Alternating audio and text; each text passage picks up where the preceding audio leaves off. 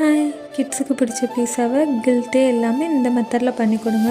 Video பிடிச்சிருந்தா subscribe பண்ணிவிட்டு உங்கள் ஃப்ரெண்ட்ஸ் அண்ட் ஃபேமிலிக்கு ஷேர் பண்ணுங்கள். தேங்க்ஸ் ஃபார் வாட்சிங்.